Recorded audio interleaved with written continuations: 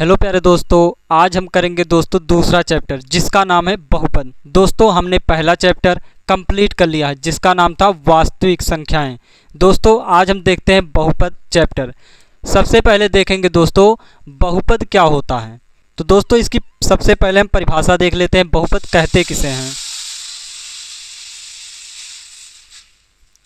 बहुपद बहुपद तो दोस्तों बहुपद किसे कहते हैं, इसकी परिभाषा पहले समझते हैं दोस्तों। P ऑफ x बराबर a not plus a1 x1 plus a2 x2 plus a3 x3 plus ऐसे an माइनस वन एक्स के power n minus one plus an xn के रूप के व्यंजक को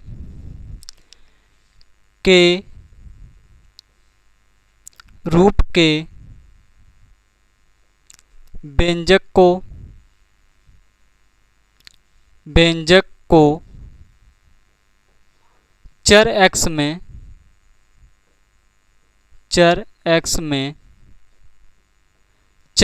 में n घात का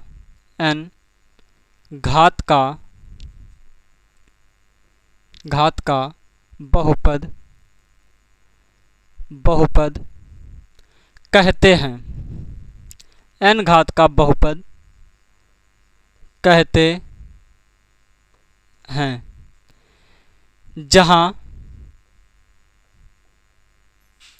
जहाँ दोस्तों a नॉट a1 a2 जहाँ a नॉट a1 a2 ऐसे an माइनस वन an क्या है दोस्तों, वास्तविक संख्याएं हैं। क्या है, वास्तविक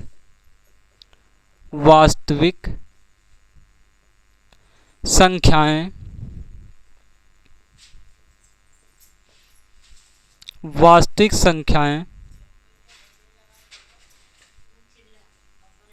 हैं। क्या है दोस्तों, वास्तविक संख्याएं हैं। और ये जो n है ये क्या है दोस्तों, n और n और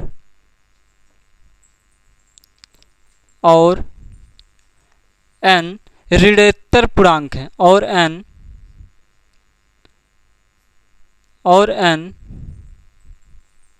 ऋणोत्तर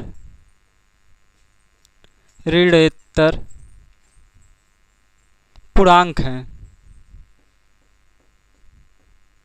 ऋणोत्तर पूर्णांक हैं तथा जो an है वो बराबर नहीं है 0 के।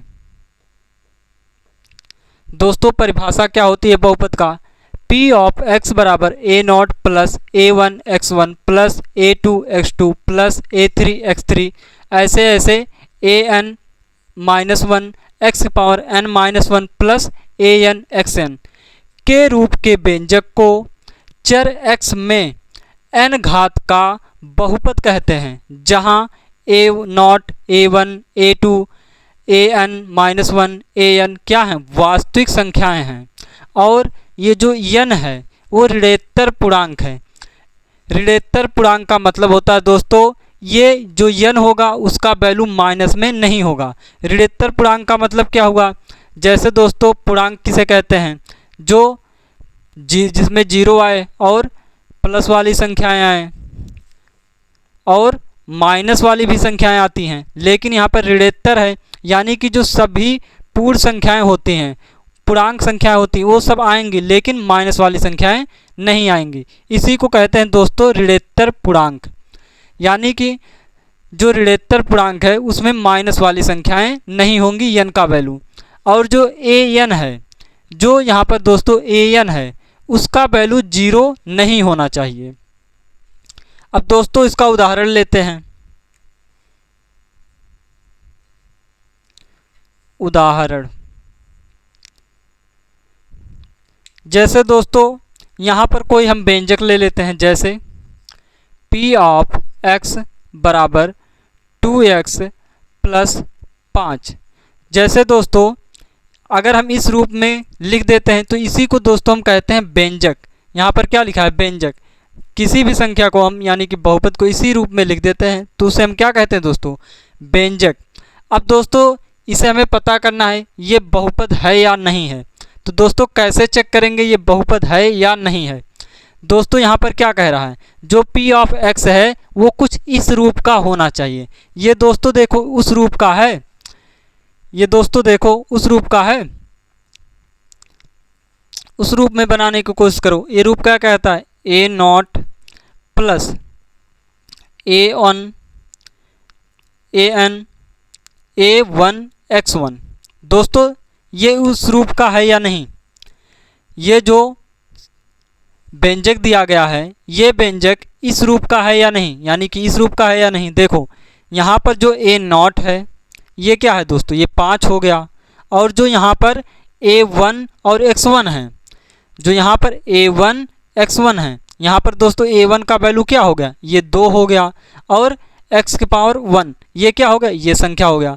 तो दोस्तों और क्या कह रहा है? जो n घात का बहुपद है उसे क्या कहते हैं? n घात का बहुपद कहते हैं, जहाँ a not a1 a2 an-1 an क्या हैं? वास्तविक संख्या हैं। ये दोस्तों a नॉट और जो a1 है यानी कि 5 और 2 ये वास्तविक संख्याएं हैं या नहीं? हैं। ये 2 और 5 क्या हैं? वास्तविक संख्याएं हैं। और क्या कह रहा है? जो n है वो ऋणोत्तर पूर्णांक होना चाहिए।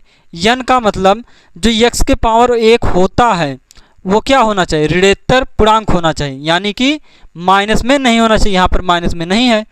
और जो an है, जो an है वो 0 नहीं होना चाहिए। यहाँ पर an कौन है? an यही है दोस्तों, क्योंकि यहाँ पर इतना ही बड़ा व्यंजक है तो इसमें an क्या होगा? यही होगा।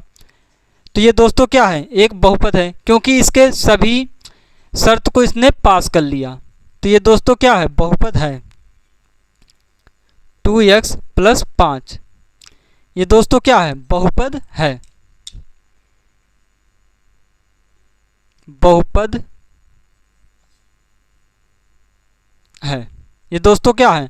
बहुपद है। अब दोस्तों कोई दूसरा उदाहरण ले लो, जैसे p ऑफ x बराबर 2x square plus 5x plus 4। ये दोस्तों बहुपद है या नहीं? कैसे चेक करेंगे?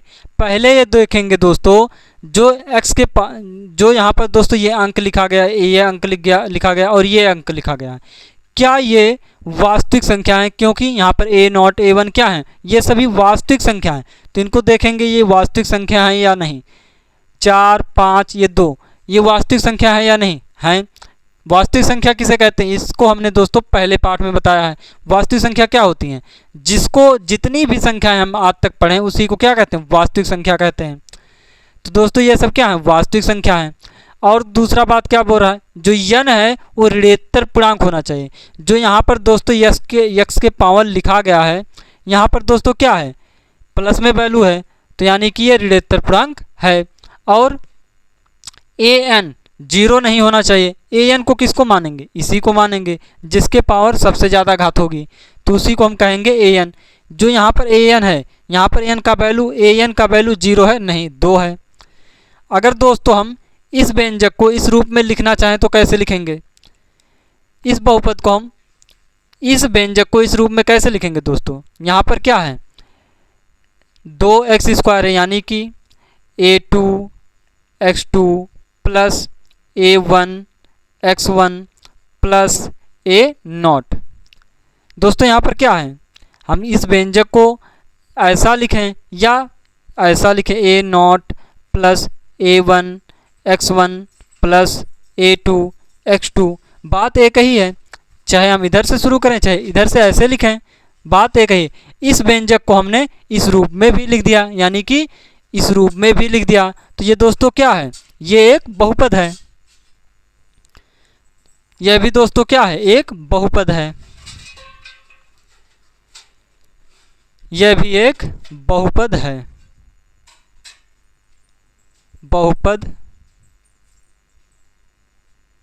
है। अब दोस्तों कोई दूसरा उदाहरण ले लो।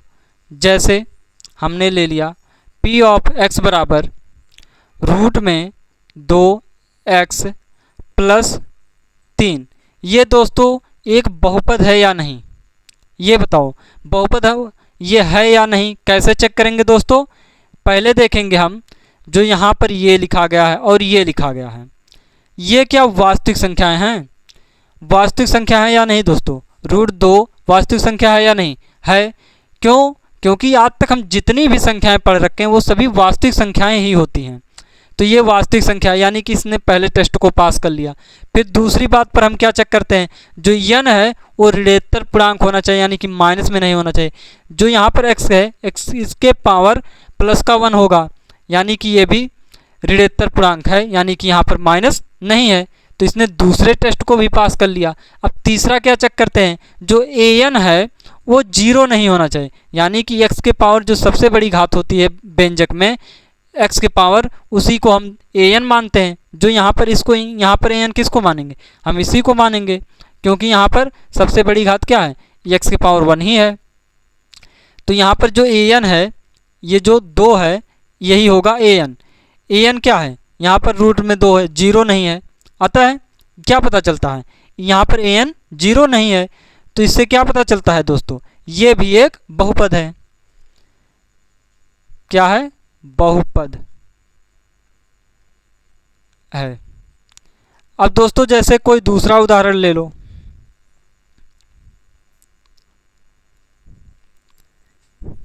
एक दूसरा उदाहरण ले लेते हैं, जैसे p ऑफ x बराबर 3x cube plus 2x square plus 5x plus 10। ये दोस्तों बताओ बहुपद है या नहीं। कैसे चेक करते हैं दोस्तों बहुपद है या नहीं? बहुपद होने के लिए हम कैसे चेक करते हैं, जो यहाँ पर वैल्यू है, यहाँ पर वैल्यू है, यहाँ पर वैल्यू है, यहाँ पर वैल्यू है, इसको देखते हैं ये क्या वास्तविक संख्या है। क्योंकि यहाँ पर क्या कह रहा है, a0 a1 a2 ये सब क्या होती हैं, वास्तविक संख्या होती हैं। तो यहाँ पर जो हैं ये सब वास्तविक संख्या हैं।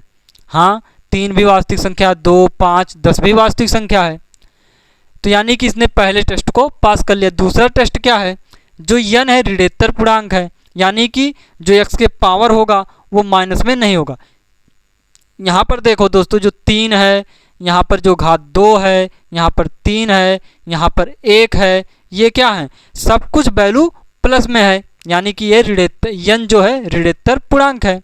अब दोस्तों यहाँ पर क्या है, an नॉट 0, यानी कि an जो है वो 0 नहीं होना चाहिए। an यहाँ पर कौन होगा, ये सबसे बड़ी घात वाली an यही होगा। an क्या होगा, ये होगा 3।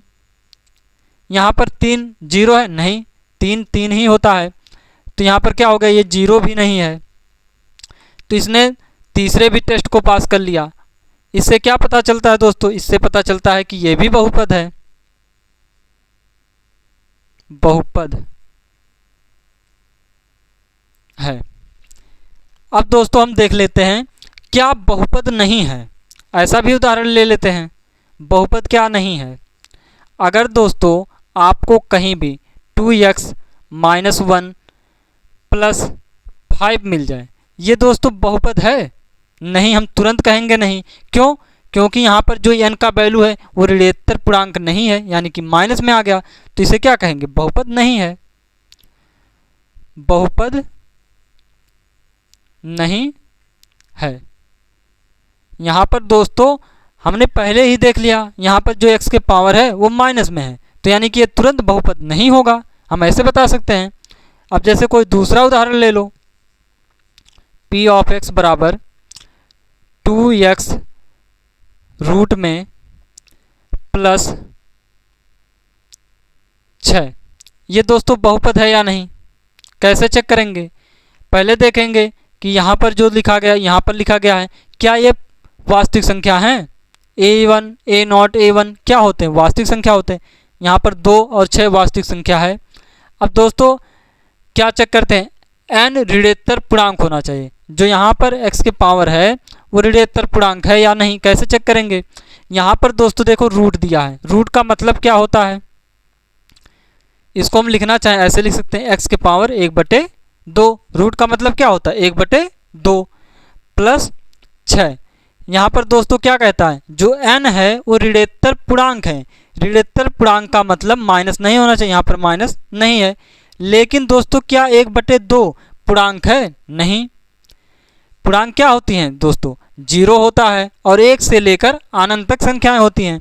तो यहाँ पर क्या है दोस्तों? 1/2 है, यानी कि जो x की पावर n आ गया, यहाँ पर क्या है? ये पूर्णांक ही नहीं है, तो ये बहुपद भी नहीं है, तो ये भी बहुपद नहीं है, बहुपद नहीं है। तो दोस्तों आपको इतना उदाहरण लेने के बाद समझ में आ गया होगा कि बहुपद हम किसे कहते हैं और बहुपद क्या नहीं होते हैं। एक बार फिर से परिभाषा देख लेते हैं दोस्तों। ये परिभाषा क्या कहता है? बहुपद P ऑफ x बराबर a0 a1 plus x1 plus a2 x2 plus a3 x3 ऐसे ऐसे an माइनस 1 x की power n minus 1 plus an xn के रूप के व्यंजक को चर x में n घात का बहुपद कहते हैं, जहां a0 a1 a2 ऐसे ऐसे an माइनस 1 an वास्तविक संख्याएं हैं। ये सब क्या है दोस्तों? वास्तविक संख्याएं। और n क्या है दोस्तों? ऋणोत्तर पूर्णांक है, यानी कि n का जो वैल्यू है वो माइनस में नहीं होना चाहिए। तथा an क्या है दोस्तों? 0 के बराबर नहीं है, यानी कि an 0 नहीं होना चाहिए। तो दोस्तों ये आपको बहुपद समझ में आ गया होगा। अब दोस्तों हम देख लेते हैं बहुपद के प्रकार। तो दोस्तों अब देखते हैं बहुपद के प्रकार। दोस्तों बहुपद के प्रकार क्या होते हैं? दोस्तों बहुपद के प्रकार वैसे बहुत सारे होते हैं, लेकिन हमें दोस्तों 3 प्रकार के बहुपदों को पढ़ना है।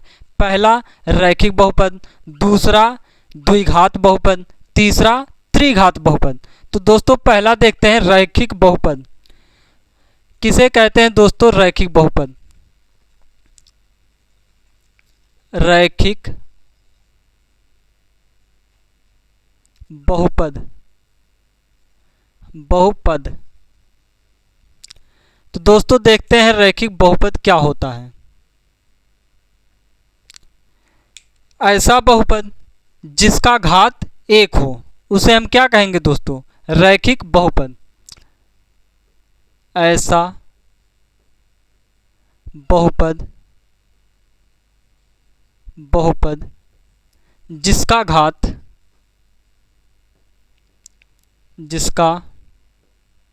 घात 1 हो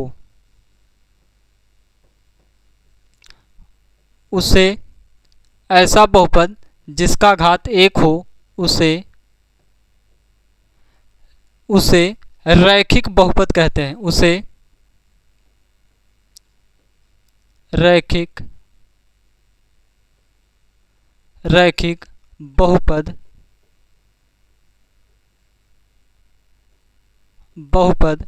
कहते हैं।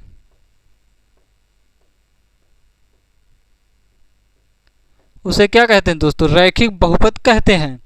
जो रैखिक बहुपद का व्यापक रूप कुछ इस प्रकार का हो दोस्तों। इसका व्यापक रूप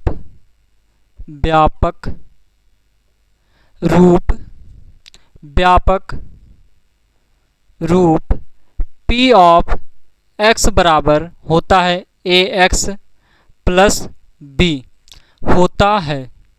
इसका व्यापक रूप इस रूप का होता है।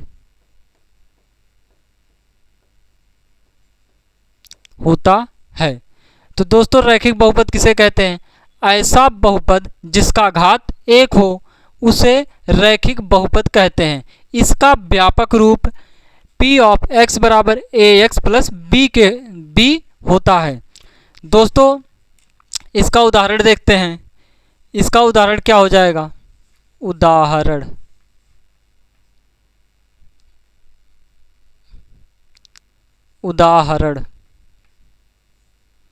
जैसे कोई उदाहरण ले लो दोस्तों, जैसे p ऑफ x बराबर है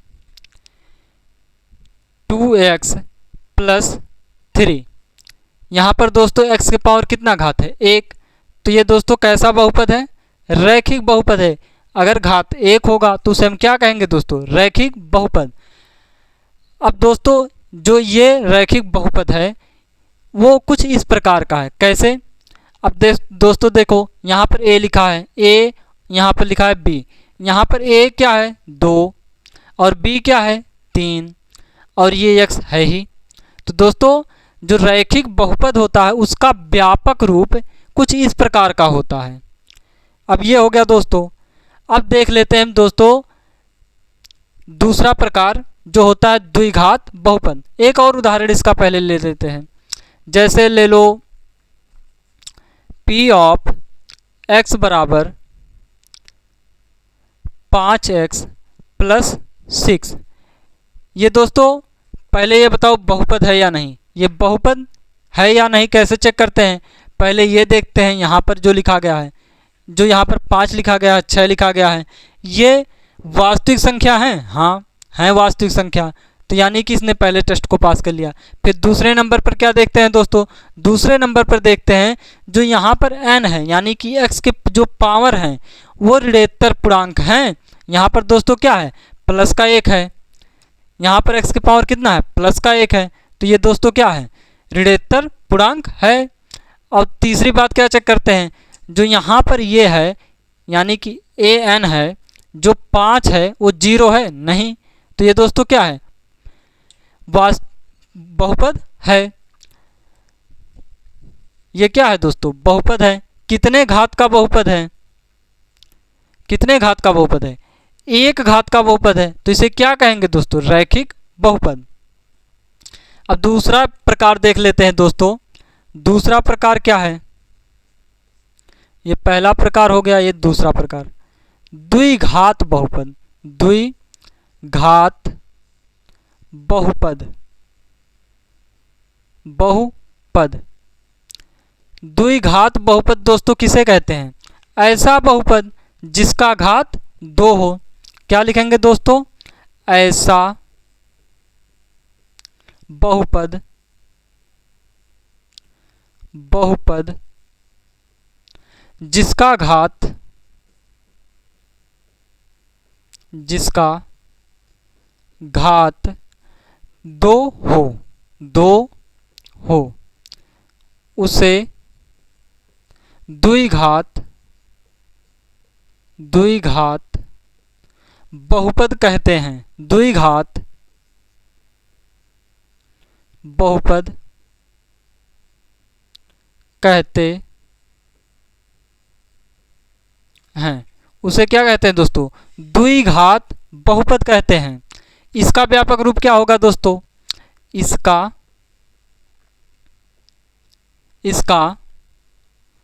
व्यापक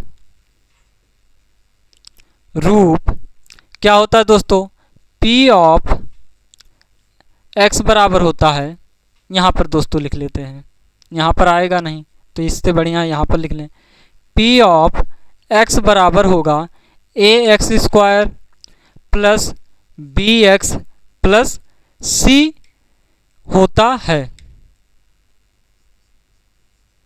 होता है। दोस्तों द्विघात बहुपद किसे कहेंगे, ऐसा बहुपद जिसका घात 2 हो उसे द्विघात बहुपद कहते हैं। इसका व्यापक रूप, इसका व्यापक रूप क्या होता है दोस्तों, इसका व्यापक रूप p ऑफ x बराबर होता है ax square plus bx plus c। अब दोस्तों इसका उदाहरण देख लेते हैं।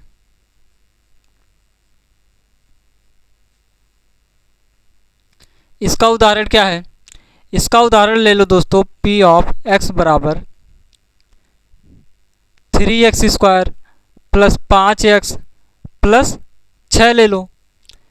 ये दोस्तों क्या है, इसके घात कितने हैं दोस्तों, हम ऐसे जब व्यंजक लेते हैं यानी कि कोई बहुपद लेते हैं तो उस बहुपद में जिसकी घात सबसे ज़्यादा होगी उसी को हम मानते हैं उस बहुपद की घात। यहाँ पर दोस्तों सबसे बड़ी घात क्या है, यहाँ पर सबसे बड़ी घात 2 है, यहाँ पर 1 भी है, लेकिन तो हम उसको नहीं लेंगे। इसमें देखेंगे जो बहुपद है उसमें सबसे बड़ी घात क्या है, जो सबसे बड़ी घात होगी उसी को हम घात लेते हैं। तो इसकी सबसे बड़ी घात कितना है, 2। यहाँ पर 1 है, यहाँ पर x की पावर 2 है, तो इसी को हम कहेंगे इस बहुपद की घात 2 है। अगला उदाहरण ले लेते हैं, जैसे p ऑफ x बराबर 6x² प्लस 5x प्लस 16। अगर ऐसा मिल गया तो अगर पूछ लिया जाए ये कितने घात का बहुपद है, तो दोस्तों क्या बताओगे, 2 घात का, क्योंकि हम बहुपद में सबसे बड़ी घात देखते हैं। जो सबसे बड़ी घात होगी उसी को हम कहते हैं वो उतने घात का बहुपद है। तो यहाँ पर सबसे बड़ी घात क्या है, 2, तो ये 2 घात का बहुपद है। अब दोस्तों इसका स्क्रीनशॉट ले लो। अब देखते हैं हम त्रिघातीय बहुपद क्या होता है। अब दोस्तों देखते हैं त्रिघातीय बहुपद क्या होता है। त्रिघात बहुपद क्या होता है दोस्तों, ऐसा बहुपद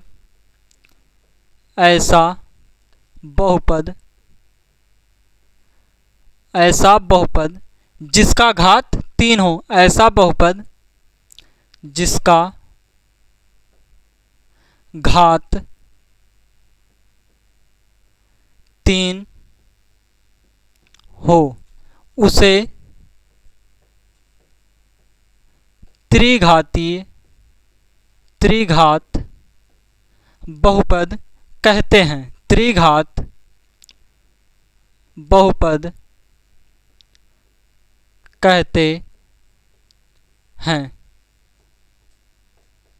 इसका दोस्तों व्यापक रूप, इसका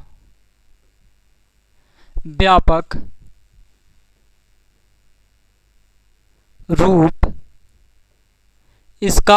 रूप क्या होता है दोस्तों, इसका व्यापक रूप होता है p ऑफ x बराबर ax³ plus bx² plus cx plus d होता है।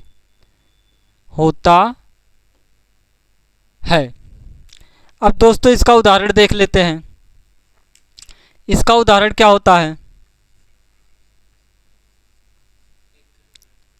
उदाहरण जैसे हमने एक उदाहरण ले लिया, p ऑफ x बराबर 3x³ plus 2x² plus 5x plus 3। यहाँ पर दोस्तों देखो, यहाँ पर a की जगह पर 3 हो गया, x³ हो गया, b की जगह पर 2 हो गया, x² हो गया, यहाँ पर c की जगह पर 5 हो गया और x हो गया, और प्लस d की जगह पर क्या हो गया, 3। यहाँ पर दोस्तों क्या है, a b c d, ये दोस्तों क्या हैं, ये सब अचर पद हैं। यहाँ पर x³ हो गया, x² हो गया, फिर x हो गया, यहाँ पर x³ हो गया, x² हो गया, x हो गया। तो ये दोस्तों कितने घात का बहुपद है, 3 घात का। हम दोस्तों कोई बहुपद लेंगे तो उसमें देखेंगे सबसे बड़ी घात क्या है, वही घात हम बताते हैं। यहाँ पर कितने घात हैं, सबसे बड़ी घात क्या है, 3 है। तो ये दोस्तों हो गया त्रिघातीय बहुपद। अब दोस्तों एक अंतिम टॉपिक देखते हैं, क्या, बहुपद के शून्यक। तो दोस्तों अब देखते हैं बहुपद के शून्यक। दोस्तों बहुपद के शून्यक क्या होते हैं, जैसे कोई दोस्तों बहुपद ले लो, जैसे ले लिया हमने p ऑफ x बराबर 3x माइनस 3। अगर हम कहें दोस्तों इस बहुपद का शून्यक बताओ, तो इस बहुपद का शून्यक कैसे बताएंगे दोस्तों, किसी भी बहुपद का शून्यक बताने का मतलब है इसमें हम क्या रखें, जो ये x है, x के जगह पर हम क्या रखें जिससे हमारा जो p ऑफ x है वो 0 बन जाए। x की जगह पर दोस्तों हम क्या रखें जिससे ये p ऑफ x बराबर 0 बन जाए। दोस्तों बताओ क्या रखें। यहाँ पर दोस्तों हम क्या रखें, अगर यहाँ पर हम 1 रख दें तो ये क्या बन जाएगा दोस्तों, अगर हम x की जगह पर 1 रख दें तो माइनस 3 गुणे 1 बराबर 3 गुणे 1 माइनस 3 बराबर क्या हो जाएगा दोस्तों, 0 बन जाएगा। तो इस बहुपद का शून्यक क्या हो गया दोस्तों, पी ऑफ एक्स का शून्यक क्या हो गया दोस्तों? 1। दोस्तों किसी बहुपद का शून्यक निकालने का मतलब है कि इस बहुपद में हम क्या रखें कि 0 आ जाए, मतलब x का वैल्यू हम क्या रखें जिससे हमारा आंसर 0 बन जाए। आंसर का मतलब जो p ऑफ x है वो 0 बन जाए। तो दोस्तों यहाँ पर हमने क्या रख लिया, 3x माइनस 3 में क्या रखा हमने x की जगह पर 1। अगर हम इसमें 1 रख दे रहे हैं तो जो p ऑफ x है वो 0 बन जा रहा है। दोस्तों अब कोई दूसरा उदाहरण लेते हैं, जैसे ले लेते हैं हम p ऑफ x बराबर 5x प्लस कितना ले लेते हैं, 5x प्लस 10। क्या ले लिए दोस्तों, 5x प्लस 10। इस बहुपद में हम x का वैल्यू क्या रखें जिससे आंसर 0 बन जाए। तो दोस्तों जो रख पाएंगे वही हमारा क्या होगा, इस बहुपद का शून्यक होगा। इस बहुपद में यानी कि x की जगह पर हम क्या रखें जिससे ये 0 बन जाए। तो दोस्तों क्या रखेंगे, अगर हम यहाँ पर 2 रख दें तो ये क्या हो जाएगा दोस्तों, 5 गुणे अगर माइनस का 2 रखें, 5 गुणे माइनस का 2 प्लस 10। यहाँ पर अगर हम x की जगह पर -2 रख रहे हैं तो कितना हो जाएगा, माइनस का 10 प्लस का 10, ये कट कर क्या आ जाएंगे, 0। तो दोस्तों p ऑफ x का शून्यक क्या है, p ऑफ x का शून्यक, p ऑफ x का शून्यक क्या है, -2। ये दोस्तों आप कैसे निकाल पा रहे हैं, किसी भी बहुपद का शून्यक जो निकल रहा है वास्तव में हम क्या कर रहे हैं, हम ये जो बहुपद दिया गया है इसके बराबर 0 रखकर ये हम दोस्तों क्या कर रहे हैं, इसके बराबर 0 रख ले रहे हैं। जैसे 0 बराबर 5x प्लस 10, हम इसी प्रकार से कुछ निकाल रहे हैं। जैसे ये छोटा छोटा है तो ये आसानी से पता चल रहा है क्या हम रख दे 0 बन जाए, लेकिन जब अगर बड़ा बहुपद होगा तो उसमें क्या, कैसे हम पता करेंगे कि x की जगह पर हम क्या रखें जिससे वो 0 बन जाए। इस बहुपद के बराबर 0 रख दो, इसको और सॉल्व कर लो। यहाँ पर क्या है, 10 इधर ले आओ, ये 5x को इधर ले आओ, कितना हो जाएगा, माइनस का 5x बराबर 10। 5 यहाँ पर गुणा कर रहा है, उधर जाकर क्या करेगा, भाग, तो x बराबर कितना हो गया, 10 बटे माइनस का 5, 5 का नम 5, 5 दूना 10, माइनस का 2 आ गया। इस प्रकार से दोस्तों हम क्या कर रहे हैं, x का वैल्यू पता कर रहे हैं। ये छोटा छोटा है तो हमें तुरंत पता चल जा रहा है कि हम इस बहुपद में क्या ढालें जिससे हमारा यह बहुपद 0 बन जाए, यानी कि शून्य क्या होगा, तो कि इस बहुपद का शून्य क्या होगा, -2। इतना दोस्तों स्क्रीनशॉट ले लो। अब दोस्तों हम कोई दूसरा उदाहरण लेते हैं।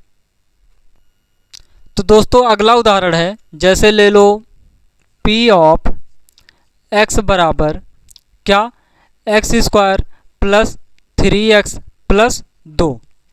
अगर दोस्तों हम पूछें इस बहुपद में x का वैल्यू हम क्या रखें जिससे यह बहुपद जो p ऑफ x है वो बराबर किसके हो जाए, 0 बन जाए, यानी कि हम x का वैल्यू यहाँ पर हम क्या रखें जिससे ये पूरा 0 बन जाए। तो दोस्तों इसको हम कैसे पता करेंगे, यहाँ पर देखो दोस्तों हमने जो कहा था बड़ा बहुपद आ जाएगा, यहाँ पर बड़ा बहुपद आ गया, तो हम दोस्तों कैसे पता करेंगे कि यहाँ पर x का वैल्यू क्या रखें जिससे ये पूरा 0 बन जाए। तो दोस्तों हम कैसे पता करेंगे, अभी हमने यहाँ पर कॉन्सेप्ट बताया था कि वास्तव में हम क्या करते हैं, अगर हमें इसको 0 बनाना है तो इसके बराबर हम 0 मान लेते हैं। तो यहाँ पर हम इसको 0 के बराबर मान लेते हैं, देखते हैं क्या होगा इसका शून्यक।